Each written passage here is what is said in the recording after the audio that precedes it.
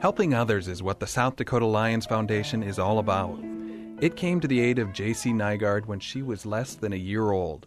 Her mother, Teresa, discovered J.C. had a very rare eye cancer called retinoblastoma. The first thing that came to my mind when I found out she had cancer was, oh my God, my baby's got cancer, she's going to die. Without surgery, the cancer likely would have spread and been fatal. When we found out that she had to have her eye removed, and the prosthetic eye was going to cost $2,200, we were worrying about how are we going to come up with this money. I was a single mother, living by myself, trying to make it on my own. Money was tight. It was really tight, and we had a really hard time. Teresa was trying to balance trips to the Mayo Clinic with work and finding a new home because she spent rent money going to Minnesota. And that's when my grandma said, well, we'll try the Lions Foundation. She said they help with stuff like that, so it was my grandma that got in contact with Ken, and we actually found out that they were able to help and give us the funds to get her prosthetic eye. The Brookings Lions Club heard about the family situation and immediately applied for a specific assistance grant, which was approved. It felt wonderful.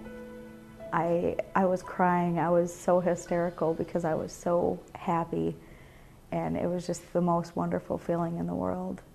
The Brookings community reaction was appreciative. I think it was very positive, the people that I visited with, and they thought it was fantastic that we could help at all. So, and there was a lot of publicity in this situation, so I think it was very positive. The South Dakota Lions formed the foundation in 1964 to serve a need of blind and visually impaired South Dakotans. One of those who assisted with the effort describes the need Lions saw. You wouldn't believe how many people needed help.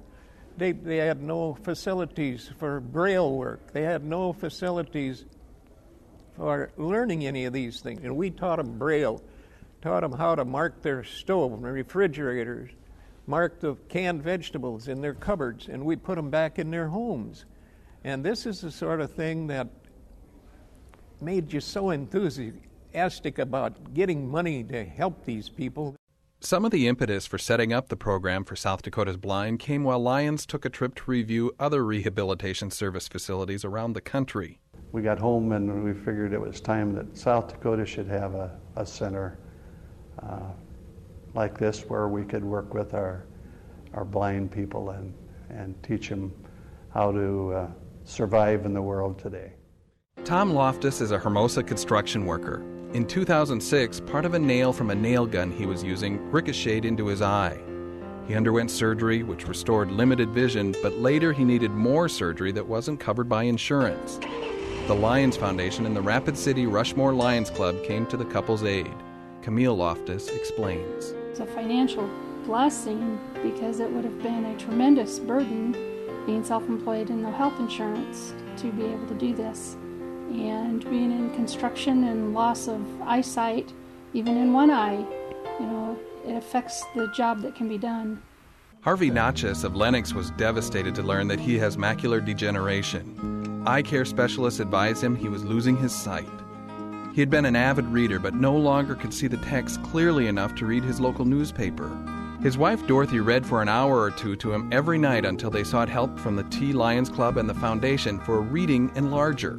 Now he can read it while I'm gone to work, and when I come home we can do other things rather than sit and read the paper. Tucker Miller of Sioux Falls was an active student at Patrick Henry Middle School. Then he contracted a rare eye infection, amoebic keratitis. Specialists in Sioux Falls were baffled and recommended the family go to the Mayo Clinic. He has lost vision in his right eye and became extremely sensitive to light, so much so that except for school he rarely left his home last year. He will need a corneal transplant. He has had surgery 3 times. During this period, his father also needed surgery. All of this led the family to seek help from the Sioux Falls, Siouxland, and Sioux Rise clubs and the Foundation. Some of the Mayo Clinic bills were paid by the Lions. His mother, Christy Miller, explains what it meant to the family.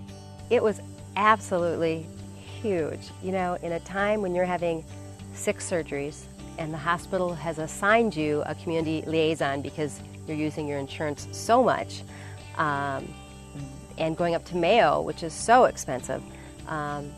It was absolutely huge. We were being overwhelmed by bills and money, and we just were not able to keep up with the bills with all the surgeries that were going on.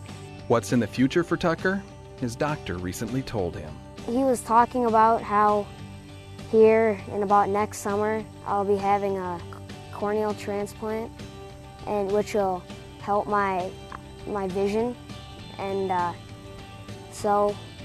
after that he said I come back just for checkups, and if I'm doing all right I'll be off on my own and playing sports again and stuff. Hello. Jerry Bell has a hearing problem. Without hearing aids provided for him by the Rapid City Metro Lions Club and the Foundation, it would be almost impossible for him to talk on the phone or converse with people anywhere except very quiet locations. And watching television also is very difficult without his hearing aids. Jerry says he's very appreciative for the Lions' help. This Lions Club is the most wonderful thing on the earth as far as I'm concerned. I highly praise them, and like I said, I just don't know what I would do if it hadn't been for the Lions Club. South Dakota Lions have been helping the visually impaired and the hearing impaired since Lions Clubs were formed in the state in 1921. One of those who has contributed heavily of both his time and money in 57 years as a Lion is Al Schock.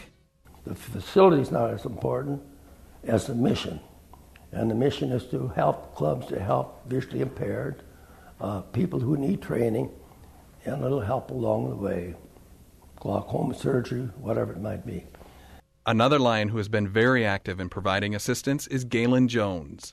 I think this is a program that the Foundation provides that is grossly overlooked by the clubs in South Dakota, and that's what our foundation is for, that we need to take advantage of it to be able to provide assistance to more people. Our mission is to partner with Lions, Lioness, and Leo clubs to assure a legacy of vision and hearing-related services for South Dakota citizens.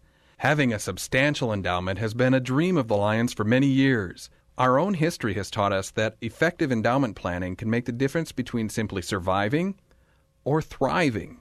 We'll always maintain and push forward to do things, and I think this goal that they've set now, $10 million endowment, and this endowment is the thing that we need in order to accomplish the goals and the things that we need just in our own state. I remember my grandfather, Lion Joe, professing to give till it hurts. We're asking you to give till it feels good.